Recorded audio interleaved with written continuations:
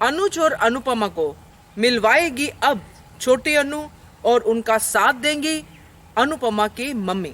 नमस्कार दोस्तों, स्वागत है आपका आपके अपने चैनल हंग्री स्पिरिट्स में। हंग्री स्पिरिट्स देख रहे सारे दर्शकों का मैं अंजू शर्मा दिल से स्वागत करती हूँ।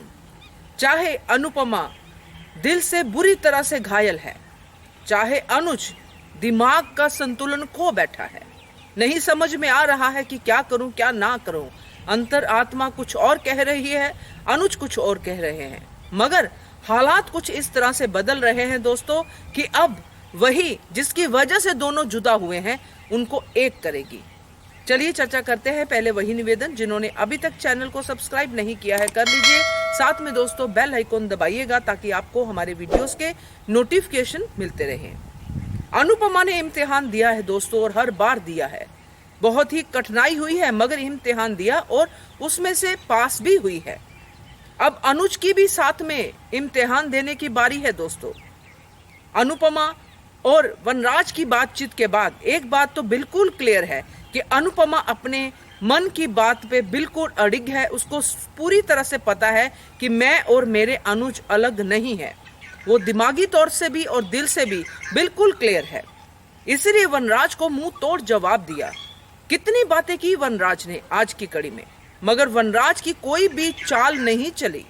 कोई और होता तो शायद इन बातों पे पसीज जाता, समझ जाता कि शायद वनराज ठीक कह रहे हैं, क्योंकि आखिरकार वनराज उनके जो बच्चे हैं उनके पिता तो हैं, कुछ तो मेरे लिए हमदर्दी रखते होंगे। मगर वनराज को अनुपमा इतने अच्छे से जानती है कि कोई और क्या जाने, यहाँ तक कि काव्या भी उतना नहीं जानती है जितनी अनुपमा।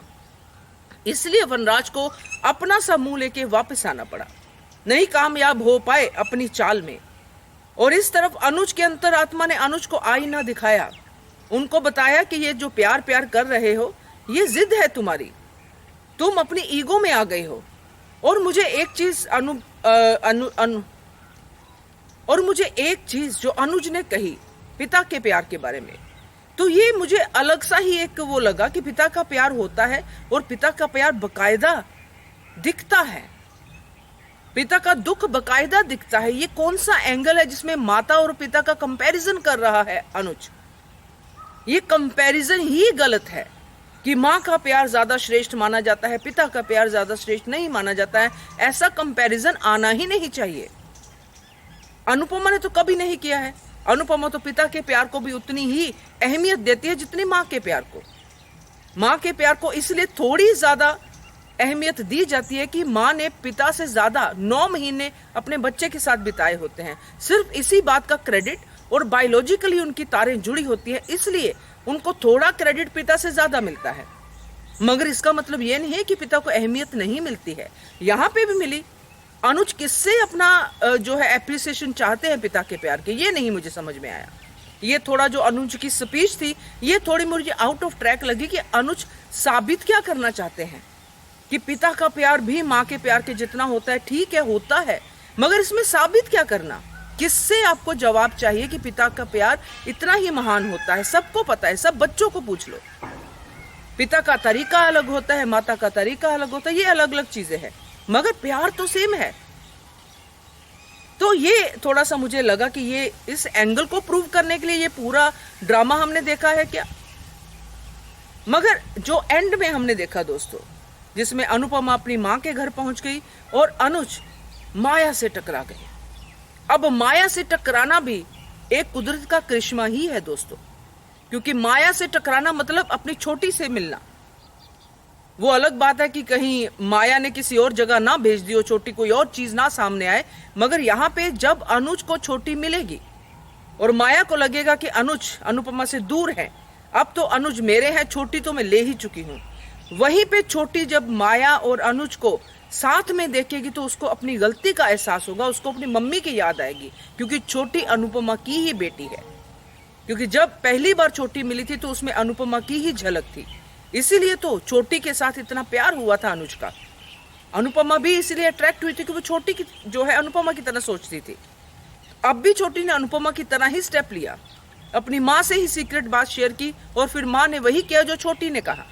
अब जब छोटी सोचेगी कि मैंने इतना सब किया और मेरे पिता मेरी मम्मी को ही छोड़ के आ गए, माया के पास तो मम्मी का क्या हाल हुआ होगा। क्योंकि जितना छोटी अनुपमा को समझती है शायद अनुज भी नहीं समझते। इसलिए अब छोटी जिसकी वजह से ये दोनों अलग हुए हैं वही इन दोनों को मिलाएगी। और जो अनुपमा की मम्मी ने कहा है कि अब मैं चुप नहीं रहूंगी, पहले एक शादी टूटी अनुपमा की, वहां पे चुप रही उनकी मम्मी, मगर अब क्योंकि अनुज ने बड़े बड़े वादे किए थे अनुपमा की मम्मी से, अब कैसे अनुज इस तरह अनुपमा को छोड़ के चला गया, ये सारे सवाल तो अब अनुज को फेस करने ही पड़ेंगे दोस्तों।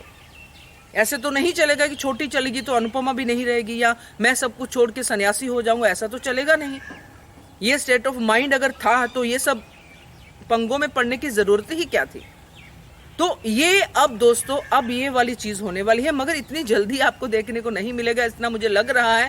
पहले माया के भी जो माया जाल चलेंगे, अनुज के इर्द गिर्द बुनेगी वो जाल उनको अट्रैक्ट करने के लिए, इधर अनुपमा अपने लेवल पे स्टैंड लेगी, वो सब हम देखेंगे। मगर अल्टीमेटली आज जो अंकुश ने कहा है वही सच होगा, अंकुश की भविष्यवाणी सच होगी, एक होंगे अनुज और अनुपमा और घर भी वापस आएंगे। क्या कहते हो आप, कमेंट करके बताइएगा। देखते रहिए channel Hungry Spirits. Thank you so much. Subscribe to our channel by clicking the subscribe button. Click the bell button and enjoy the latest uploads from our channel.